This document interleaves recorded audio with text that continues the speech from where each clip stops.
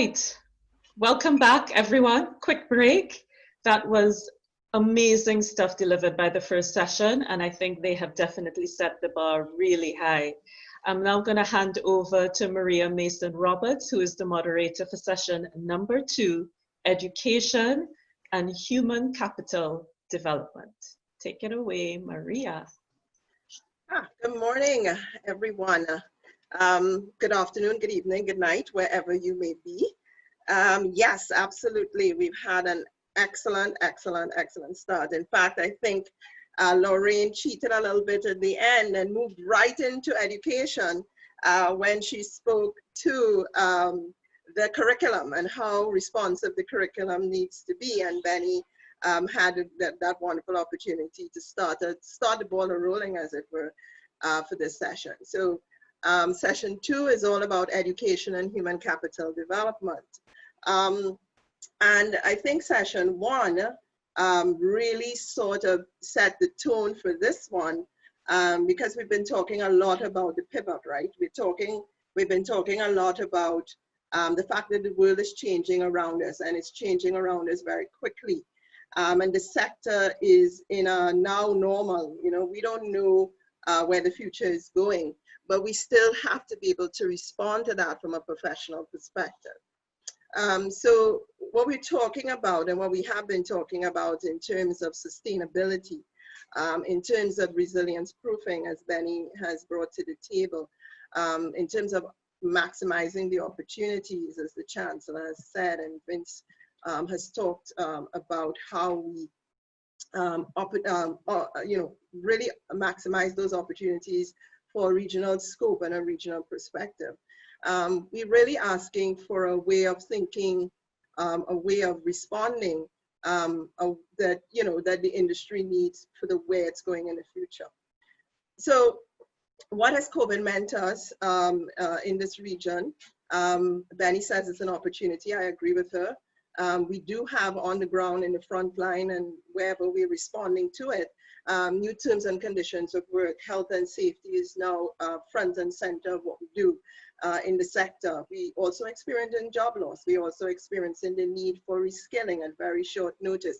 There's a lot that's happening. So people and sustainability is what is coming together. And I have with me really 3 amazing graduates who have a depth and breadth of experience in hospitality and tourism education, both as practitioners as well as thought leaders. Shirlene said, I speak loudly, and that's one of the side effects of being an educator. But one of the things I've noticed as well is, as I've talked to people in the process of bringing working as part of the core group and doing the reunion, we have a lot of educators as graduates. And therefore, we are in a very important position to make a difference, as persons have started to talk about this morning. So these ladies who are with me are very passionate about people, and that's what we need more than ever. And I'm going to introduce them to you as we go along. The first up for us is a well-known face, and that is Dr.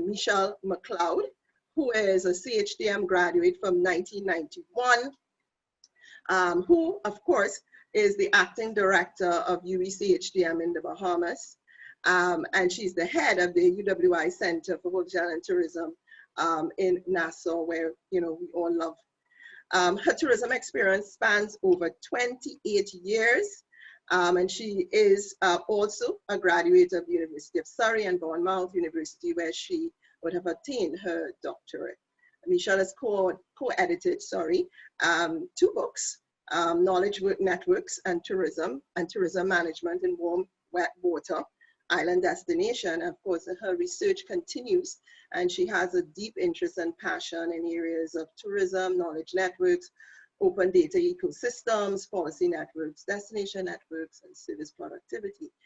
More recently, in the heart of the response to COVID-19, Michelle has been serving as a tourism expert on UE's COVID-19 task force, but also joining that regional effort in trying to find solutions for the whole region as we seek to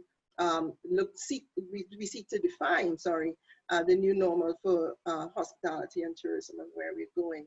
So without much further ado, I will ask Michelle to come to the fore, and she's going to be chatting with us on re-engineering tourism and hospitality education and training in the Caribbean region.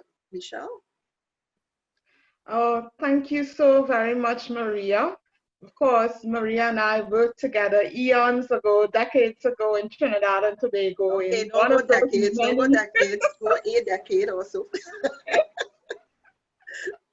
one of those many companies in Trinidad and Tobago. So I'm just going to go about sharing my screen now.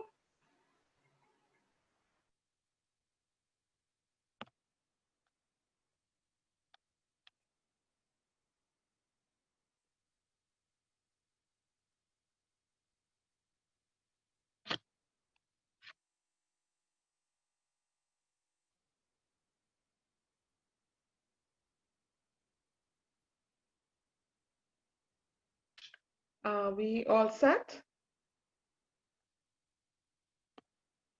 Yes, you're good to go. Okay, good.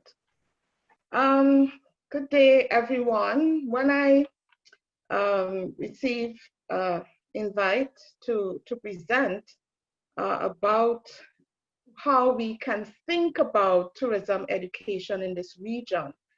Of course, being a graduate of the University of the West Indies Center for Hotel and Tourism Management, I thought about what kind of perspective would the Center of Tourism and Hotel Management, the CHTM, sorry, should have if it were in a position to re-engineer tourism and hospitality education and training in the Caribbean region. Particularly when you look in terms of the historical account of the development of this very critical aspect of what is our dominant industry. We need to find ways to ensure that our industry continues to be supported. And that came out very much so in the first roundtable this morning, that education really is an important aspect of supporting our industry. So historically though,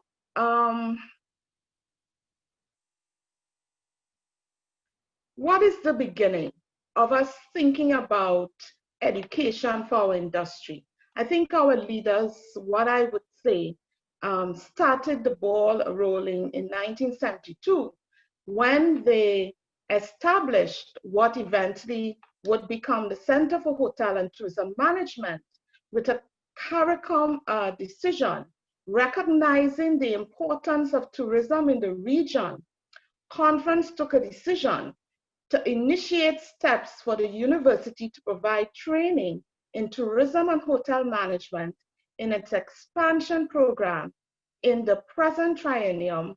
In the sitting of the new training facilities, it was felt that serious consideration should be given to a non-campus territory.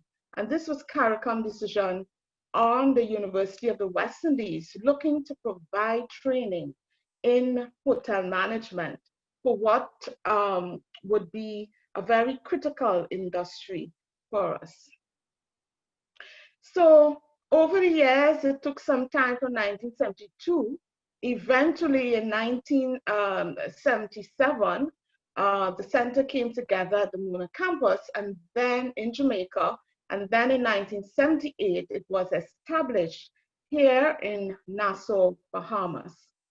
And when you look at the CHTM, what is currently the approved vision for the Center for Hotel and Tourism Management is that the vision of the UWI Center for Hotel and Tourism Management is to be the leading center for tourism and hospitality studies in the Caribbean region through the provision of teaching and learning opportunities in the Bahamian environment.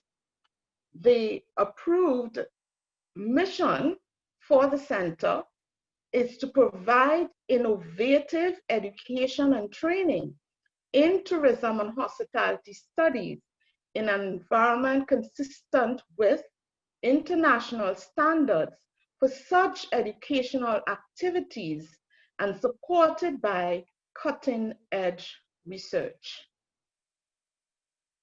So what has been the contribution? When I came in 2017 and within recent times, I wanted to develop a database of all the alumni graduates.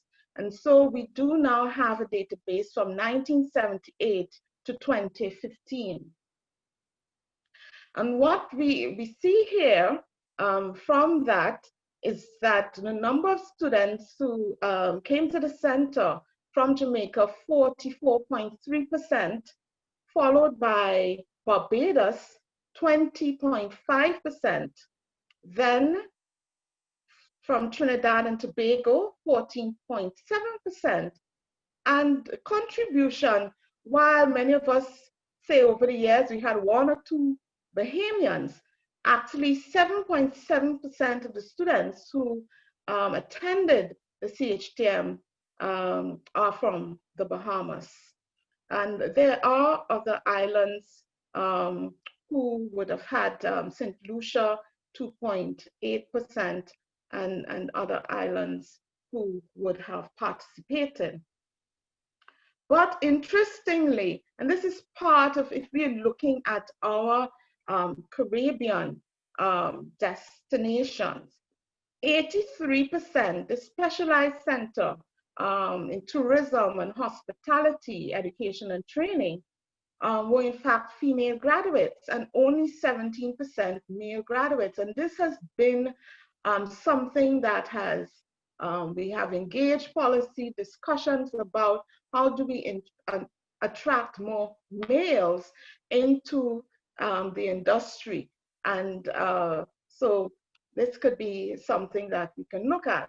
When you look at the degrees, 60.9% of the students did hotel management and 38.8% did tourism management. I found it so interesting that Eric Rod Stewart Carey mentioned that he started that diploma. There was a diploma program and just a small number of students there. So, and also interesting, when we were just having this prep for the presentation today, Shirlene Nibbs mentioned in the early days, the students got an opportunity to do both hotel and tourism. So you actually graduated with a mixed degree. And so this has been what CHTM has done in terms of its graduates over that period, 1978 to 2015. So how do we move forward in terms of thinking about tourism and hospitality education across the region? Some persons say, is there a case for CHTM still in the 21st century? We have 42 years of making that contribution that started off with our leaders making that decision. Here, having that experience in the #1 tourism destination in the Caribbean region here in the Bahamas. And what I, even coming out of our prep meeting, you know, we had, Maria, thank you for that, because it gave us a chance to really focus and think about in depth what we would want to look at presenting. We need to look at perhaps repositioning the CHTM as being a resource center for monitoring the education and training needs for the industry across the Caribbean region. And I mentioned the early days when we did training needs assessment, and the Caribbean Tourism Organization did that. Do we have our finger on the pulse? And Benny, thank you so much for your presentation as to how are we making the shifts in education and training to to meet the needs of our industry, to meet the market needs for our industry? Is there anyone monitoring that on an ongoing basis and feeding that into our curriculum? And we need that as a very important resource. The Caribbean Tourism Organization and the Caribbean Hotel and Tourism Association, they can only do so much because they have a wide remit and they are not necessarily focused on education and training. We also need to have that say in terms of developing policies to align education and training programs with training needs. And I dare say that those policies need to be developed in conjunction with looking at the state of tourism in the various countries across the region. In some countries, it's more dominant. Others, like Trinidad and Tobago, where I'm from, it's less than 5% of GDP. So when we look at the policies of training, it must be aligned with the state. It must be aligned with the performance of the tourism industry. It must be aligned in terms of the scholarships and the types of areas. If it is we focus on sustainable development and sustainable tourism, then there must be policies that say these are the areas in which scholarships should be given to students and how students will go back to the industry and contribute to the industry. We also need to have some monitoring of some of the human resource challenges. Of course, we have, as part of the training and education of our students, and our students have done us proud when they go out on our internships. I have heard establishments state categorically they prefer to have a UWI student on an internship. And so we need to look at that, we need to build on that, and we need to understand some of the human resource challenges across the region in terms of building strong, resilient tourism industries in our countries. And so that monitoring, feeding that information back in. And years ago, somewhere in the 90s, I'm told, there was an advisory board at the Center for Hotel and Tourism Management. So the Secretary General from the CTO, the Vice Chancellor, various other key stakeholders in the region advised the center. That's part of the role in terms of addressing some of the needs.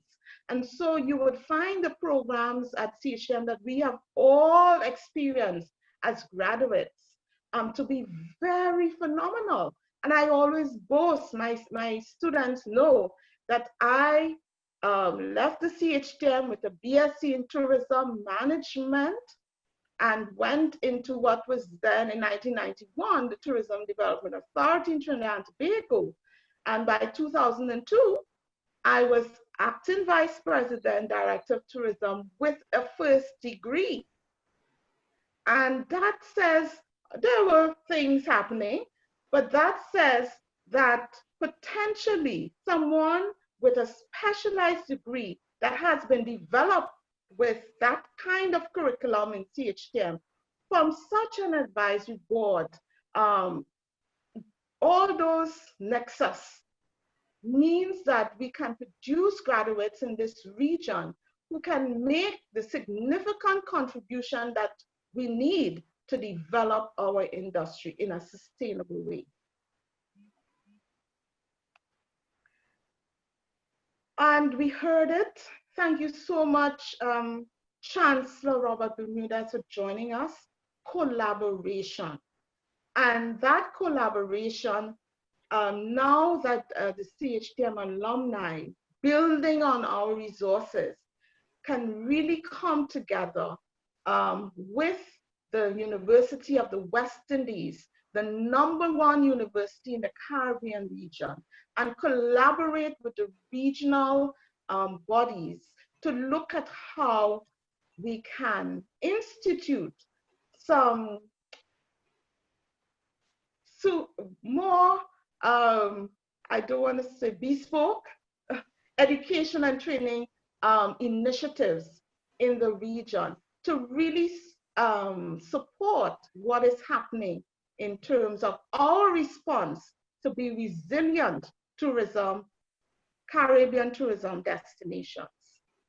And so what I propose is perhaps we look at establishing a council of tourism and hospitality, education and training institutions in the region to support ongoing collaboration and resource sharing, to be an administrative council that will inform all the various arms of tourism and hospitality training institutions throughout the region.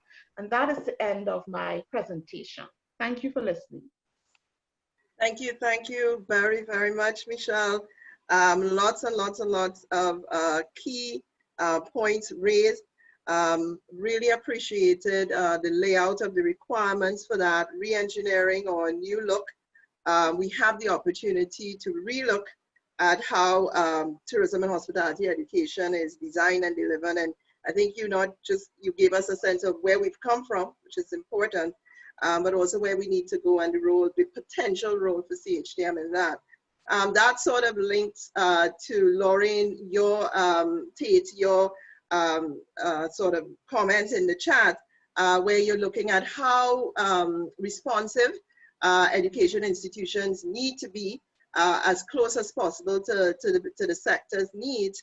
And Michelle, your last point on how that sort of governance arrangement could help us with that sort of, hub and spoke approach that's going to get us a little bit more agile as we need to be going forward in this environment. So a great start to the discussion, and that's a great context for me to introduce my second new friend, and that person is Olivia Mortimer, who is a graduate of 1981. That's the very first cohort or graduate cohort of CHTM. And I've got to know Olivia over the last week or so, and such a bubbly, warm personality.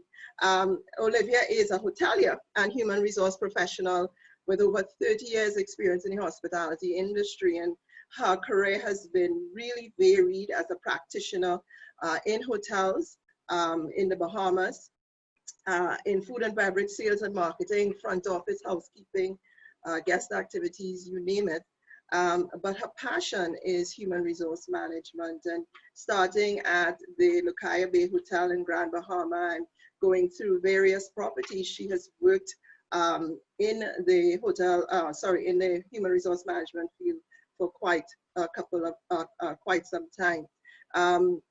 As the Assistant Director and Director of Human Resources at Sheraton Grand on PI, quite a number of graduates would have actually interacted with Olivia over time, and she's well known to many CHTMites who would have done their internship at Sheraton at that point.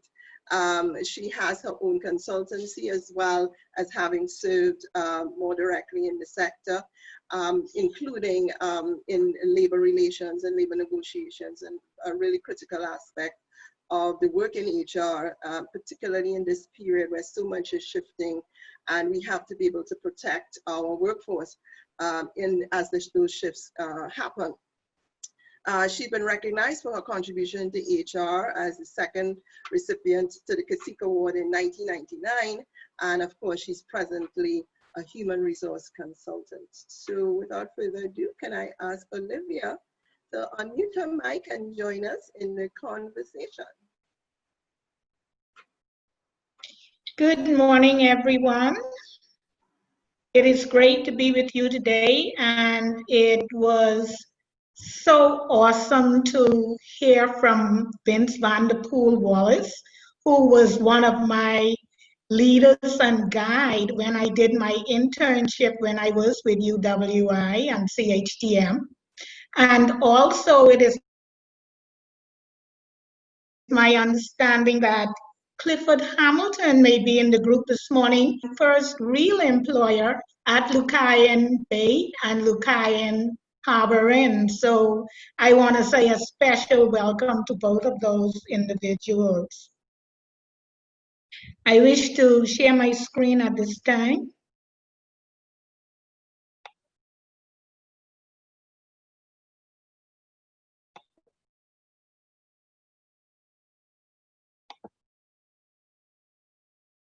I am speaking to you this morning on navigating employment opportunities, sourcing, preparing for positions during COVID and post-COVID-19. I thought I would give you some practical, well thought out points to follow, and so we begin.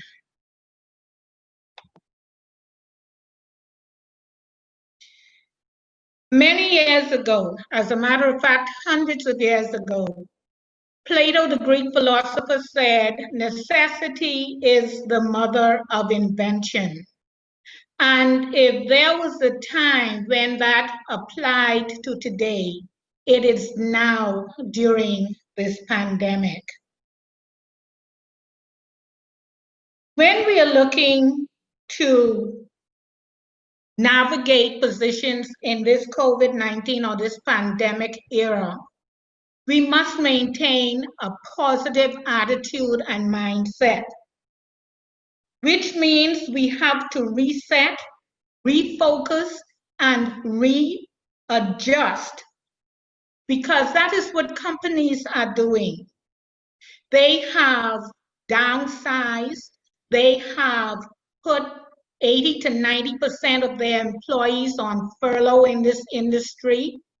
They have minimized the financial impact so that when they come back after COVID-19, they will have some money in the coffers to move forward.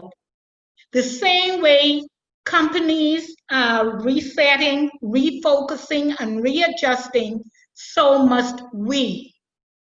If you are employed at this time, you are one of the lucky ones. However, I must point out that if you were looking, say last year, you were promised a promotion, that promotion may not come through this year. And therefore, you may, instead of moving upward in a northerly direction, you may have to move east or west in order to maintain the position that you have and show the company that you are willing to go above and beyond to help the company out during this time. In the Bahamas, Atlantis and companies like Bahamas, etc., they have reduced the staff to a very minimal amount. And in some cases, employees or managerial staff are making 30% of their salaries, 70% of their salaries, and in some cases, they're not being paid at all. So if you are employed, again, like I said, consider yourself to be one of the lucky ones. If you are unemployed, again, you must adjust your career development plan. You would have had these grandiose ideas and you saw yourself moving to certain positions within 2 years, 5 years, 10 years down the line. However, COVID-19 has put a halt almost to all of that. So you have to look at things you need to do to reset, readjust, and to refocus your career development plan. Taking a while to find a job, continue your education. We are going to be speaking this afternoon on technology or information technology in the hospitality industry. That is one area you can look at. I'm not saying you become a IT professional. However, a lot of companies right now have the majority of their employees working from home. So the more you understand about technology in this day and age, the better you will be prepared to work for any organization because you will become an asset to that organization. Remember, the more you know, the more versatile and the more valuable you are to an organization. Utilize all job search engines. Gone are the days when you looked at newspapers, etc., and we just type into the website of a company to look at what they have to offer. You have to go bigger than that. You now have to look at search engines such as LinkedIn, which lists a myriad of jobs, and in various cases, they match your skills and talents to those jobs. Network, network, network. I cannot emphasize that enough.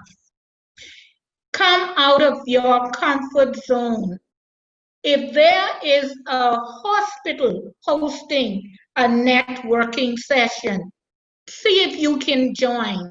In that session may be someone who is looking to employ someone with your skills and talents. You never know where the next position will come from. Refresh and update your resume.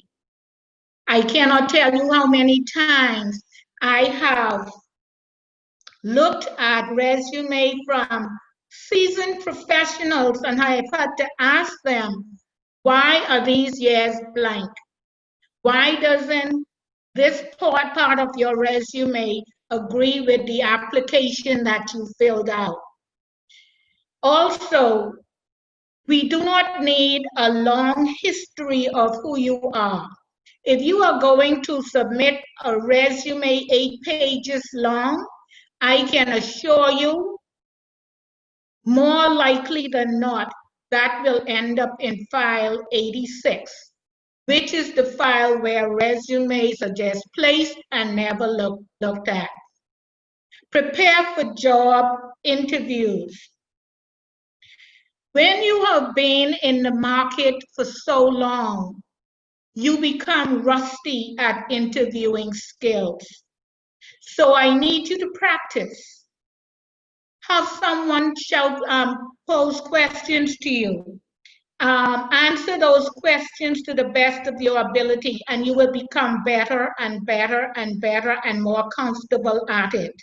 Also remember that nowadays, instead of one-on-one interviews, a lot of companies have employed the panel interview, which can be extremely intimidating to many individuals.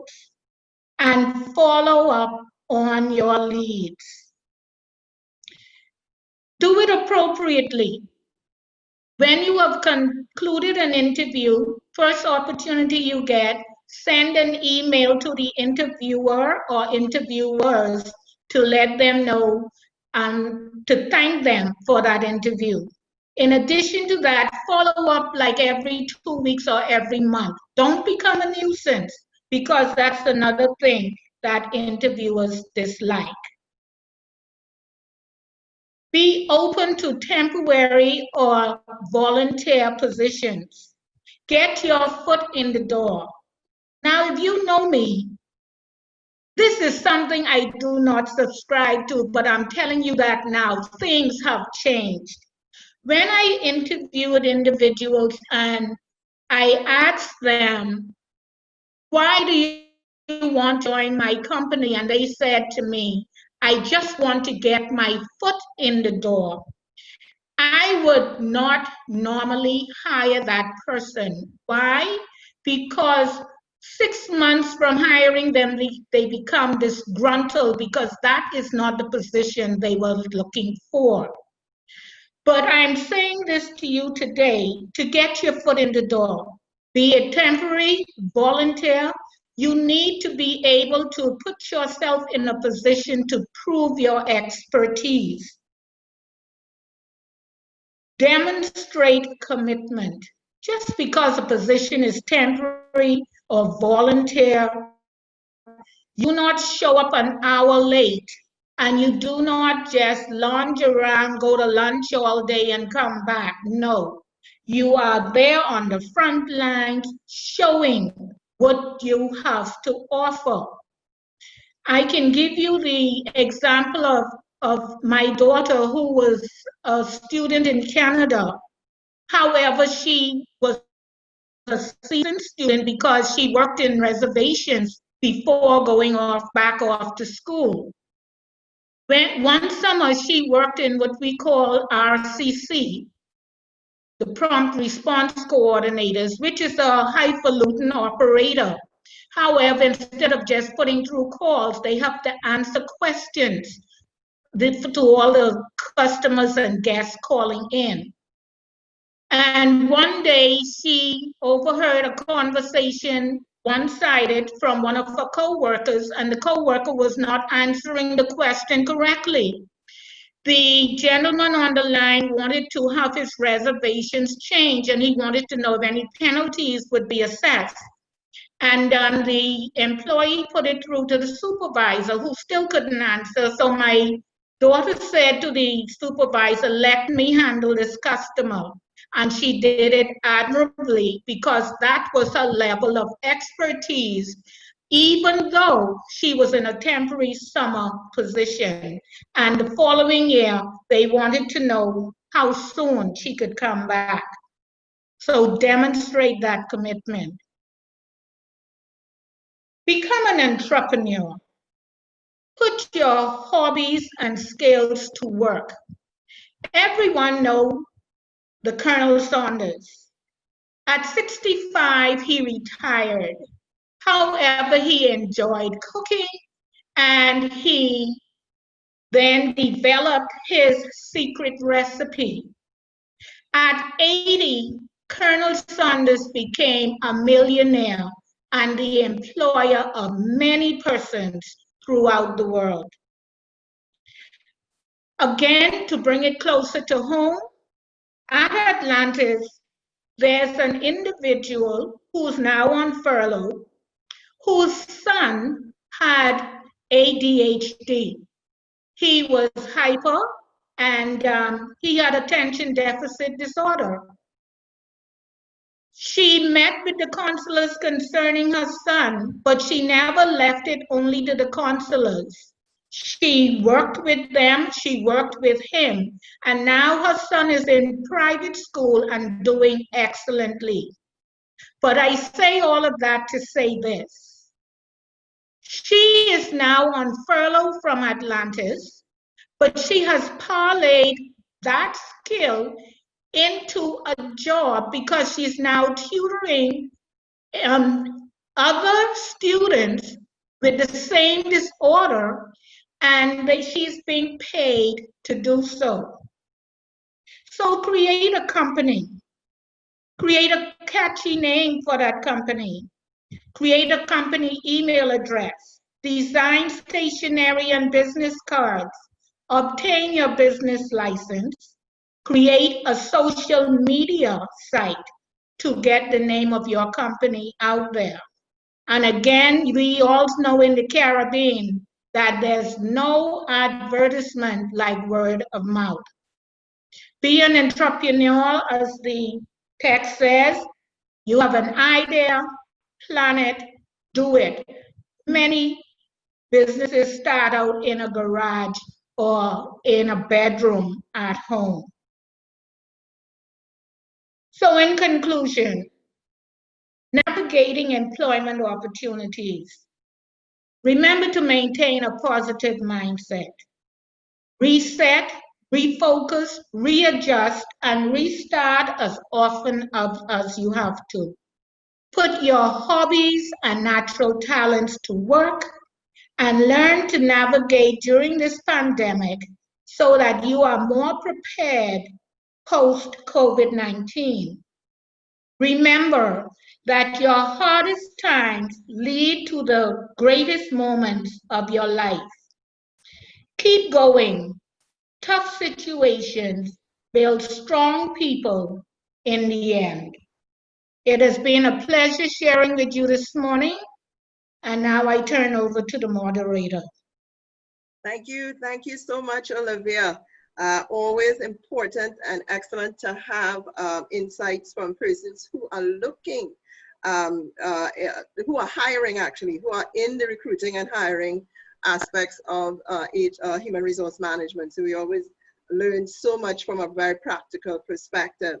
I just want to tap into your last point on create new economic space, become an entrepreneur. The new normal is asking a lot of us. And when I connect the dots with what Benny spoke to this morning in respect of the need to rethink what the shape and dimensions of hospitality and tourism are, we see a number of opportunities opening up for us to use the skills that we've learned in this industry to make the pivot and to create new businesses, new opportunities for other persons to become employed. As I'm nosing through the chat as well, the importance of that networking came out, and there's, you know, Jamal and Marsha and others in the chat have started to talk about the importance of this community of graduates to facilitate mentoring, to facilitate sharing of knowledge, to facilitate sharing of experience. So we really linking that to all that you've said and the notion of continuous learning. So we're going to be talking more about that after we have the final presenter, who is Shirlene Nibbs.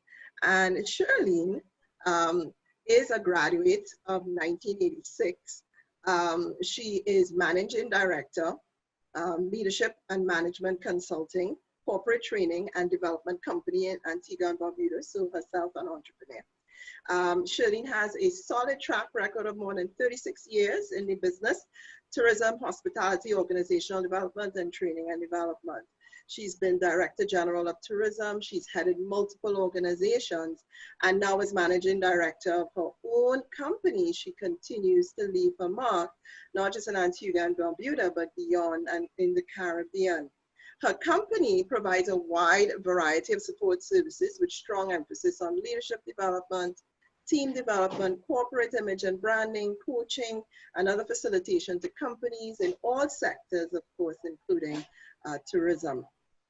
Shirlene strongly believes in the human factor in business and has been a driving force, which has been the driving force behind her business motto, which is unleashing the human potential. So Shirlene, I invite you to share with us your thoughts and ideas on human capital development and talent management. And I know you're very, very passionate about this. Take the floor, the mic is yours. Thank you very much, Maria. And I hope I'm going to be allowed, yes I am, to share my screen with you.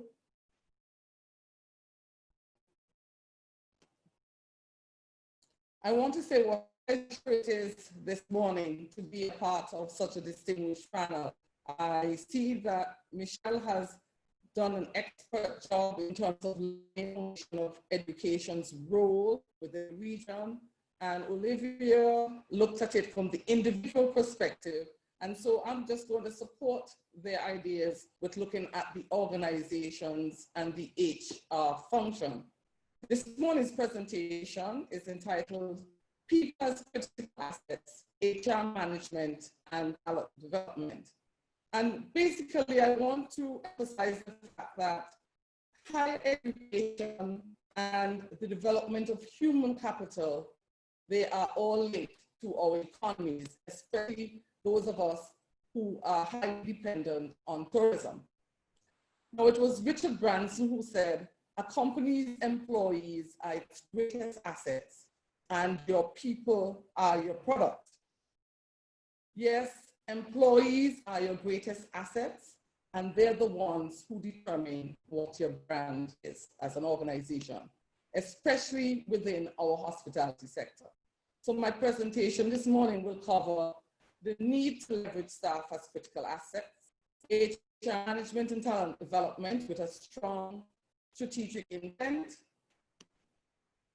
the importance of creating the right organizational culture to have staff satisfaction, retention, and morale. It's a bit sad because some of our well-trained persons have departed from the industry, and I still think that retention is an important factor. So when you ask a company what's your most importable asset, yes, some of them might say the human factor. But in a lot of cases, depending on the business, research and development might be the #1 answer. Marketing, it could be the physical equipment. Most will say finance. Even a patent might take the top spot. Yet in our business, a lot of organizations claim that our most important asset are our employees. But those of us who are involved in either training and development or the HR field recognize that throughout our region, if there's ever a challenge, the first area that they would cut resources will be from the employees pool in terms of either cutting back on employees, cutting back on training, not offering certain benefits, etc. In today's continuously changing business world, it's the human assets, not the fixed or tangible assets, that will differentiate an organization from its competitors. And this is even more so for the industry that we are a part of. Some reasons given as to why our human capital is so important is because employees are the face of the organization. Employees are the first encounter of any organization providing goods or services. They are the nurturers of the organizations with their skills, their knowledge, and their competencies. Employees are the base of a strong and sustainable organization, and motivated employees make a significant difference. Employees are major contributors to profits and worth of the organization. In a lot of regional hospitality institutions, sometimes we still find that HR is not given the strategic importance that it's supposed to have. Human resource management is the strategic approach to the effective management of people, company, organization, such that they help their business gain competitive advantage.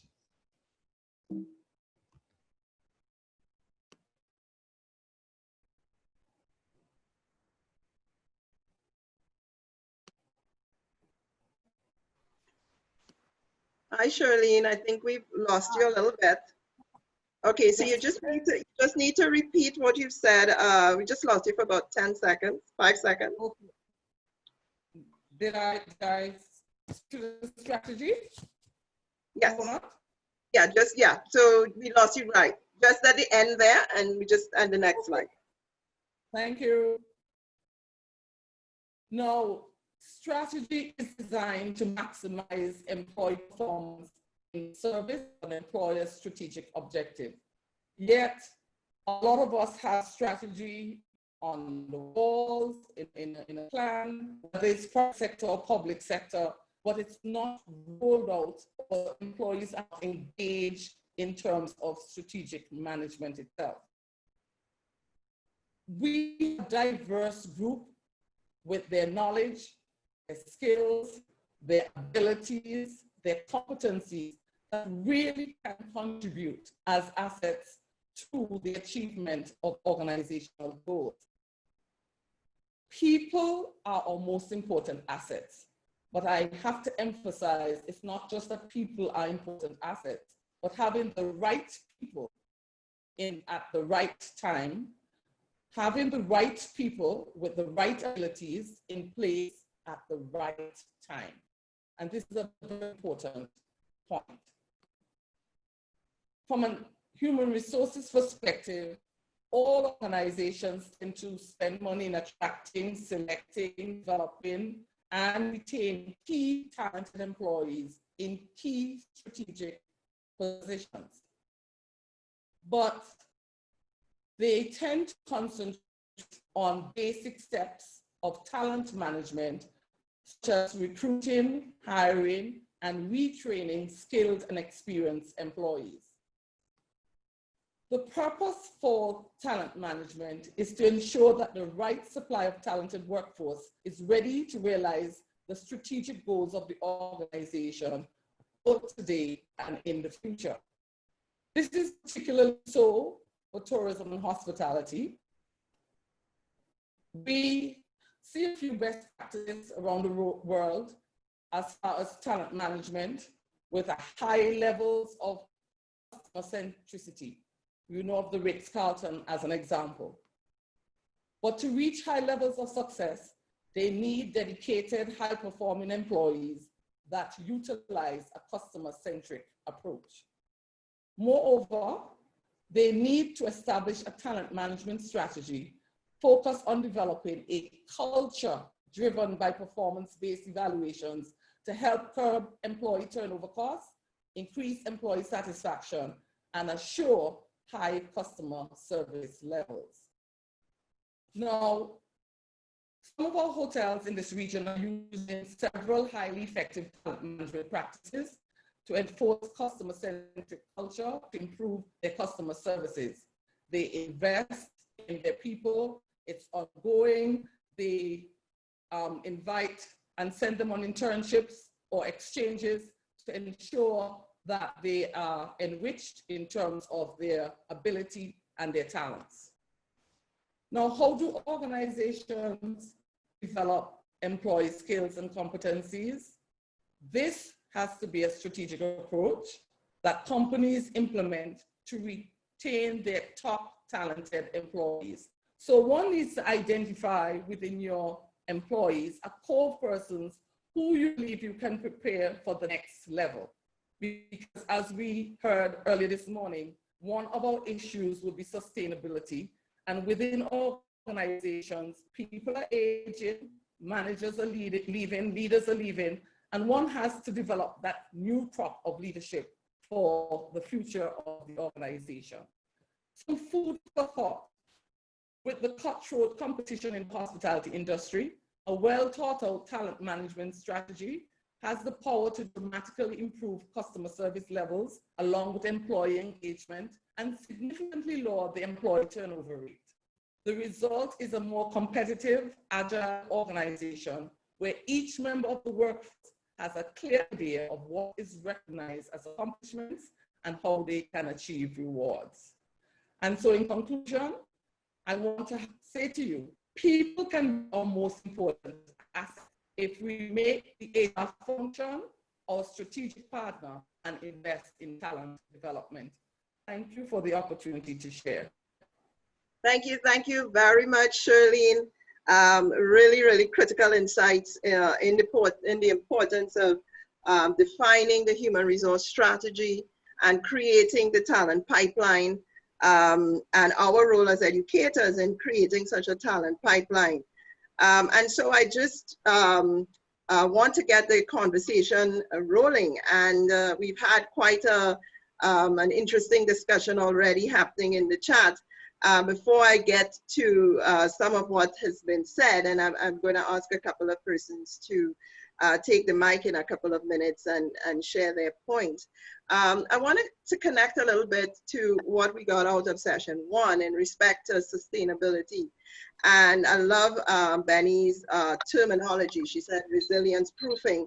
And that always is a critical aspect of the new normal, right? How do we become more resilient as organizations and as people? And but in that sense, I think there's so much a gray area in where the organization is going, where the industry is going. But at the same time, we as education providers, entities, institutions, need to have some sense of where we're going. And I'm going to ask us to, jumping off the deep end, Michelle, Olivia, and Shirlene, and start to talk a little bit about what are we aiming for in terms of the kind of graduate that we should be aiming for. Is it the same? Is it different? You know, who do we need to be able to influence and produce as educational institutions at the tertiary level, or at the non-degree level, for where the industry is going? And maybe, Michelle, I can ask you to start us off. And Shirlene and Olivia, please, from your practical perspectives as well, do come in as well. So Michelle, where are we going? What are we looking for in the graduate? Yes, certainly the University of the West Indies, we have a perspective in terms of we are developing graduates to meet the needs of the Caribbean region. So much so it was specified in our mission statement for a number of years. One of the things, besides not going into looking at the values and some of the soft skills, it's not only about the education and training. You need to have a graduate who would be able to be on the spot problem solving, somebody who is very agile in everything that they do, the critical thinking skills.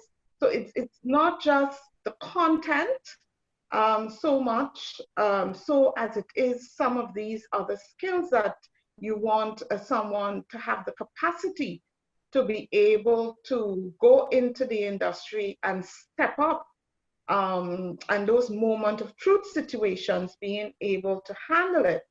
I think what is also very important is looking at the resources supporting that kind of output.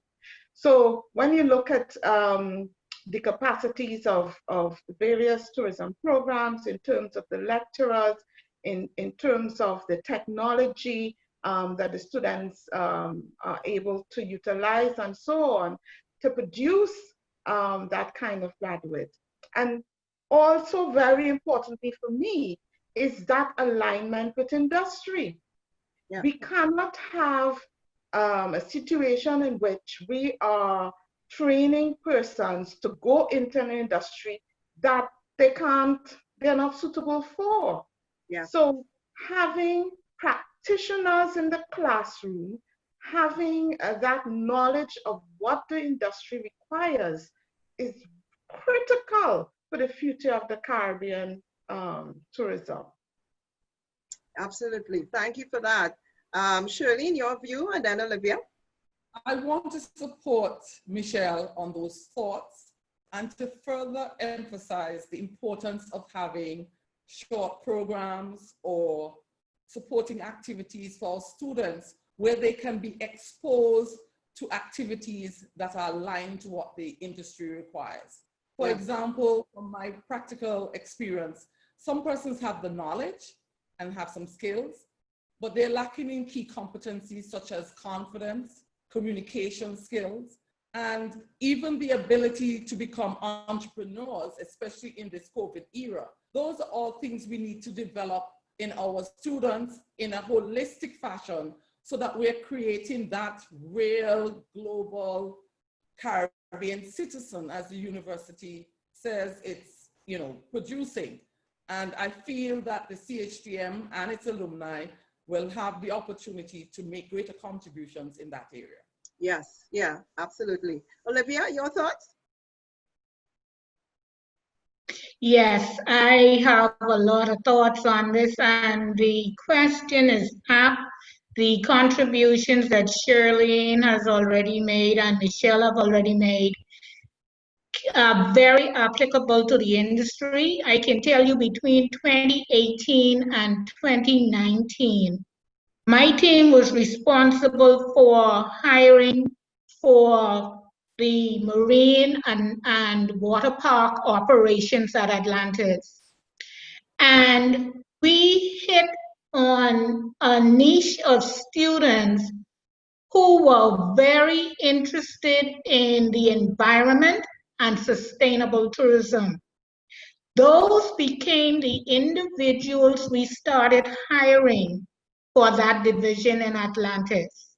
And to have those persons who are dedicated to the environment, who are dedicated to sustainable tourism in your organization is an asset to the industry. And I can say that if we can get the educational institutes to start concentrating on that, we will be better in the future because I saw it, I have seen it grow in Atlantis. Right, perfect. We wanna stick a pin in the idea of who's getting it right, because we need to, where we're going, we need to build on what we've succeeded at, and sharing the stories of what's been working and finding ways to do that. But before I go there, I want to link what we're saying, and I'm going to ask Laureen Tate to unmute your mic, and if you could also show us who you are, Laureen, just to share your thoughts. You've been talking in the chat about the need for the short courses and so on that Shirley mentioned. Hi, Laureen. Hi. Good. As someone that worked in industry for 30 plus years, up to May of this year, you get in it, you get in the trenches and you're working every day, and you forget about self. And other professions are not like that. It is critical and important that people do this continuing professional development.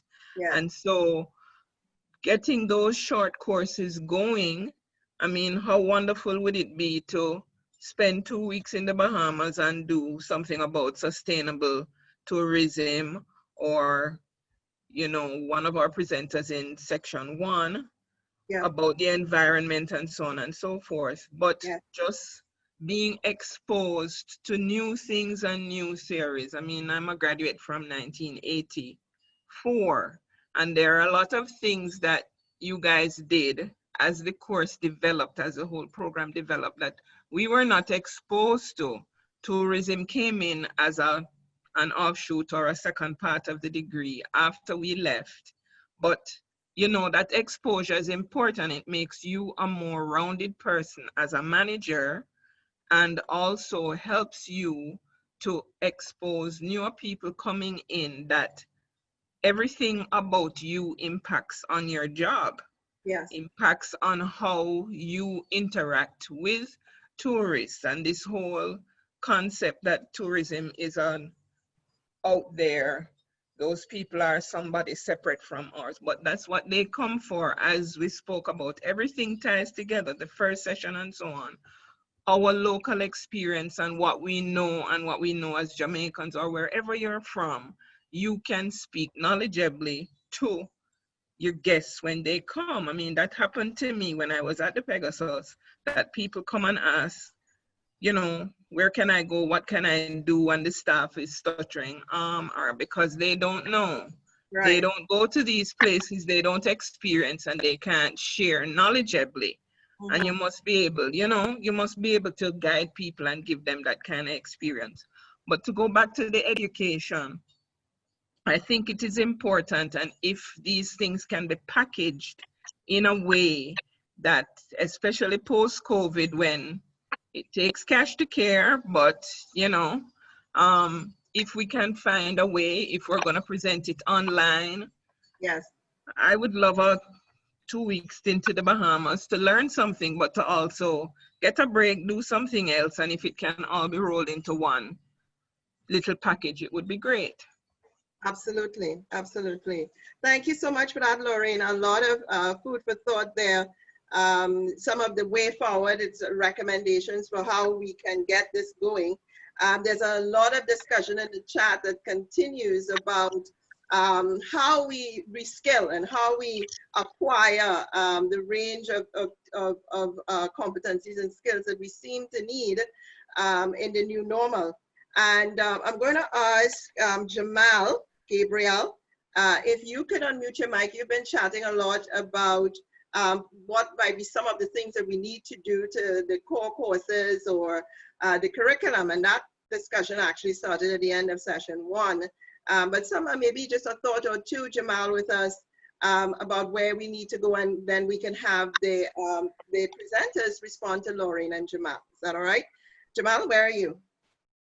Are you there? I'm right here. Hello, hi everyone. Hello. If you can Hi. just possibly repeat your question for me. Sure. I'm just asking you to share what you've been sharing in the chat about the some of your ideas or your discussion about how the program itself, the curriculum itself at the school may need to adjust and shift and sort of evolve for us to treat with where we're going. Yeah. Oh, right, sure. I think in itself, the program is one that encompasses a lot of what we need to be knowledgeable about in the industry, hotel and tourism. I just think that the issue comes in after we leave the classrooms, after we step outside of CHTM into the world of work. It kind of falls down for some of us. It's a bit difficult to get employment, especially when you're from an island like Trinidad, where we're not that dependent upon tourism per se. It's a bit difficult. My only critique of the program itself would be like the internships. There's a heavy focus on that, but a lot of companies don't even recognize it as valid experience. And in most cases, I can say personally for me, it was a valid experience. I did actual work. So I'm not sure. Maybe there needs to be a liaison with the industry and CHTM in the various countries. There Yeah. probably should be some sort of a discussion as to facilitate the transfer from studying at CHTM and working in the industry, whether that be tourism, whether that be in a hotel, whether that be at a travel agency. Yeah. I think that there's just a bit of lapse Yeah. with that, with Yeah. finding suitable employment after you graduate from CHTM.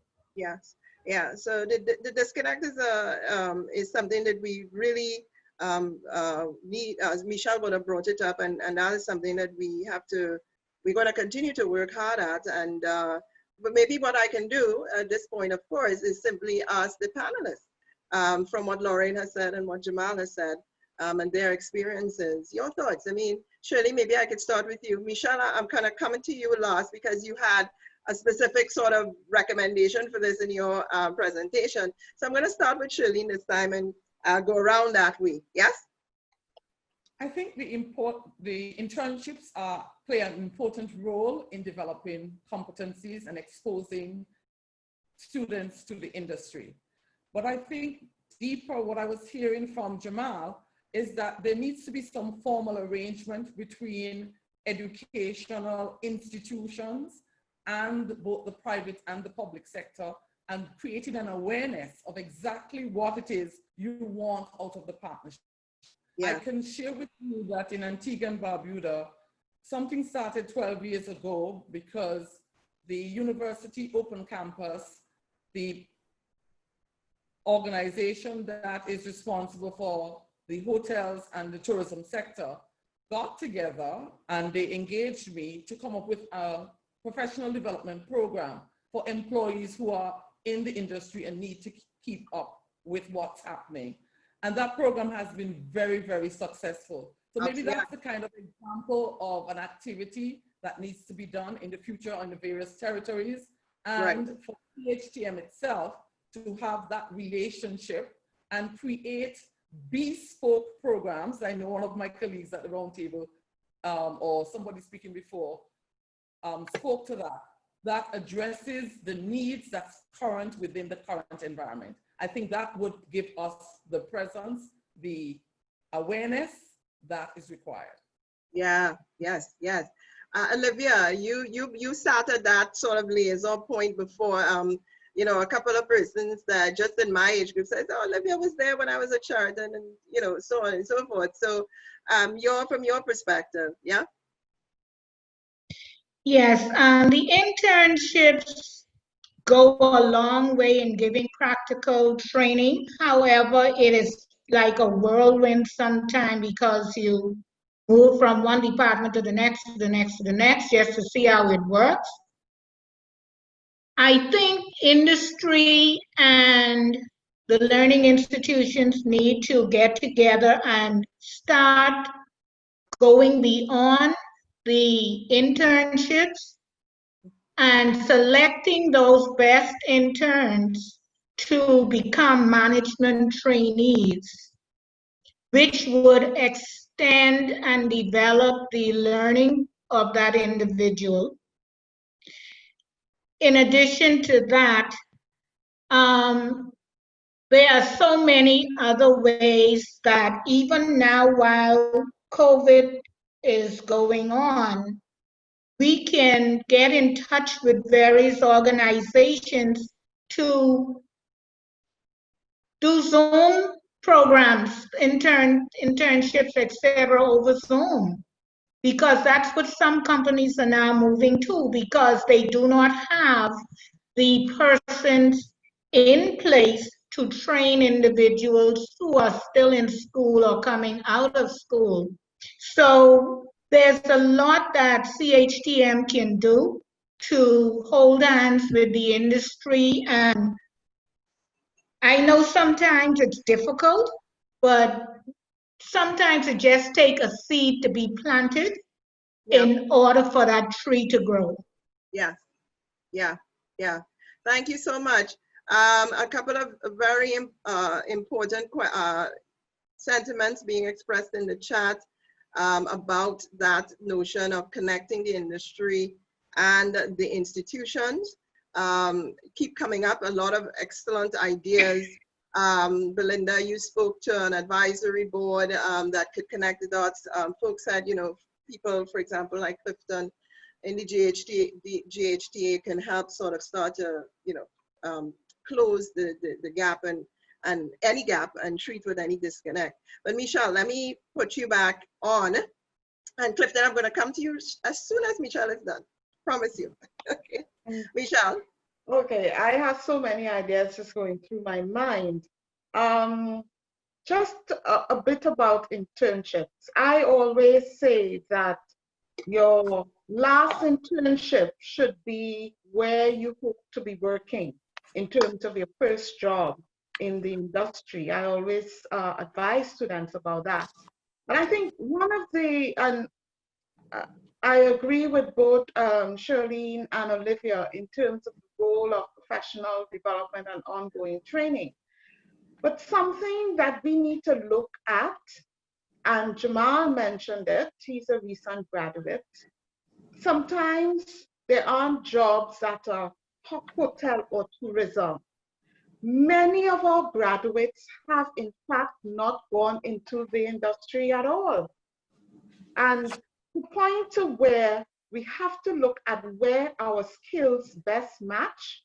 If you're a tourism graduate and getting into marketing, it could be marketing in the bank. Or if you're a hotel management graduate, I saw Kevin Snaggs, who is in the inaugural committee. He's a student accommodation manager in UWI. I presume he's a hotel management graduate, but there's no reason why you can't transfer those skills that you have obtained into other areas. And so when you think about the industry and employment and what is best suited, I think you have to be very open-minded and find areas where you can employ those skills. Yeah, and yes, absolutely. I think that there is a sense in which the set of competencies we learned at CHTM are quite adaptable, right? It's applicable to many sectors. That being said, though, the talent pipeline for the sector remains very critical at all stages and at all points, at all touch points of the industry. So the talent pipeline, we still have to be able to define and to understand, and then to determine, as Shirlene has said, how we retain folks and grow their careers in that pipeline. So Clifton, maybe this is a great opportunity for you to jump in, because one of the beautiful things I was said in the chat, should I repeat? That my internship with Mr. Reader was awesome because he really believes in the young graduates, etc. So Clifton, we would love to have you weigh in on what we've been saying. Thanks. Hi, how are you doing? Great. Good. In terms of internship, what I find, I basically benefited a lot from my internship because of the application of self going into it. You have to basically go into your first internship knowing that you're going to hop, skip, and jump all over the place, right? That's your first internship. As Michelle said, for your second internship, that's when you are more specialized. I remember doing my first internship at Nassau Beach, and we were cooking, we were in the laundry, we were all over. But when I went to Les Sport, the body holiday in St. Lucia, they gave me departments to run. I was shadowed by other people, but they saw me as now a management trainee, not as a university student. And maybe we have to look at where we send our people on internship as well, because one thing this session will do, and the entire program that we're running now, where people are getting to know graduates in the field. So as it was in those days, you call somebody and you say, look here, I would like to do internship with you. I did internship in St. Lucia. There was a UA graduate working there as a resident manager. So I was guided by that person. But if you just take up and go anywhere, the US, whatever, they are going to see you as two hands, right? Yes. And that's the problem, I believe, that we're having with the internship program. It needs to be structured in a way. Like at the moment, I am setting up a management trainee program, a trainee managers program. So whenever the trainee goes to a particular department, an evaluation has to take place before that trainee can leave that department. You can't just send the person in and say, okay, you're going to dining room. What are the objectives? What are you hoping to learn in dining room? It's not necessarily how to carry a tray. Yeah. Right? It's the management functions you need to look at. Yeah. And at some stage as well, because 10 years later, I was fortunate to go back to UWI to do lectures. And I can tell you, I didn't use a single textbook. Right. Right? Yeah. Yep. The textbook was for guidance with the students and for them to pre-read and everything. I basically brought Sanders Royal Bahamian to the classroom. Absolutely. Excellent. Sometimes what we need to do is to take the lecturers who are sometimes theoretical people, no fault there because they're really good people. They know how to bring over everything, but they need to spend some time in the industry. Maybe a week here or 2 weeks there, just catching up as to where we are in the industry. And I think that way, students will get a lot more out of internship. Yeah, absolutely. And just following in some of the chat discussion, really critical point that you've made there, Clifton, about how you bring the industry into the classroom. And there are many ways to do this. In fact, what you've said is sort of spun off about 4 or 5 different conversations, right? But one of the things that is in the chat is the importance of this kind of group mentoring and using mentoring as add-on, extracurricular element to what they're learning in the program.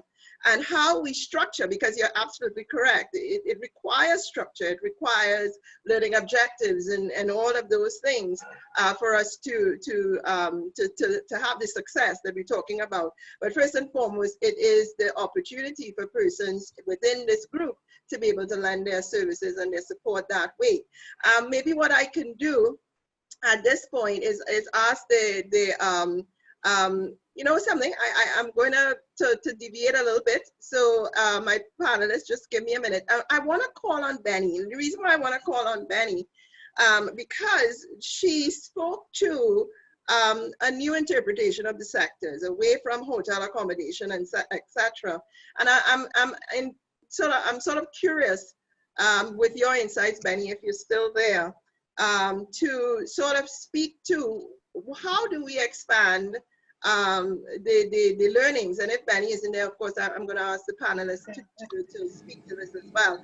But Benny, nice to see you. Just your thoughts. I mean, we're in a critical point of talking about internships and practical experiences and all of those things. If we're experiencing a different growth to the sector, how do we get these new touch points, these new mentors, how do we allow persons to access these other touch points in culture and, you know, music and history and whatever? What might be some of the things you're thinking about? I think this requires a whole other roundtable in and of itself. And I'm going to start at the point of suggesting that perhaps one of the things that we have done as a great disservice to hospitality and tourism is by making it almost, it's a loose term I'm using, but we have made it almost a free-for-all. I went to CHTM for the postgrad program in '96. And I remember it being a program, even at the undergrad level, that it wasn't a whosoever will come. There was a quota system in place. Now, among the things we're finding is that every and anybody now perceives tourism as one of the easiest industry to get into. And so the degree programs are attractive. But we've also found that there are institutions across the region that are all offering this program. So the challenge we have now with internship is the numbers game as well. True, exactly. And the numbers game make it almost impossible for us to have the quality of interaction that we had when we were at CHTM. Yes. The further challenge, and Mr. Reader said it best, I remember a few years ago, that's actually where I met Dr. McLeod. Sandals through Mark Pike had a comeback to industry sort week-long affair for all of us as educators to give us a sense of what the touch points were so that we could use this to influence curriculum. We do need a whole lot much more of this from industry. And then I suspect, because I have been in tourism and not so much in hotel and hospitality, I greatly rely on field trips. Right. So for my courses, the fields, the communities, the experiences, even the parties, the events, they become a part of the learning process. So we get a real sense of what is happening and what people are looking for. But gone are the days when we can restrict the curriculum or the classroom itself to just the four walls. We have long gone past that. So it's very, very important that those of us who are educators, and I am recognizing that many of us are now in that area, we need to get out. We need to get back in industry to see where it's transitioning to, because our skills are now obsolete. And we also need to get back on the ground. And the third thing I'm going to suggest, a lot of what I will speak about comes really, so when I have in my profile that I've traveled extensively, it's not a boast. It's from the learning, the exposure that I've gained from that.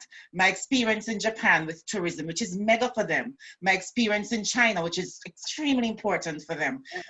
They didn't look at tourism in the box that we have put it in. So I say tourism is life, because for them, tourism is their everyday life, and their people are able to interact and engage in that sort of way. So I'm suggesting that we get out of our classroom, we start to experience what is, so that we're in a position to offer the students not just internships and externships, but also foster our own new appreciation of what the industry needs. And then for industry to truly come on board with us, to truly partner with us, and for us, of course, to do the work, to do the heavy lifting, to re-engage with industry, and for them to have an appreciation of what it is we're looking for from the internship experiences themselves, so that they're not as wishy-washy as they are now. Absolutely, absolutely. You're so correct. And so the opportunities, you realize, everybody, that the opportunities of interning, of internship is not just for the students, but for the facilitators of learning, right? If we don't know and we don't understand, we also are unable to pass that on in the classroom.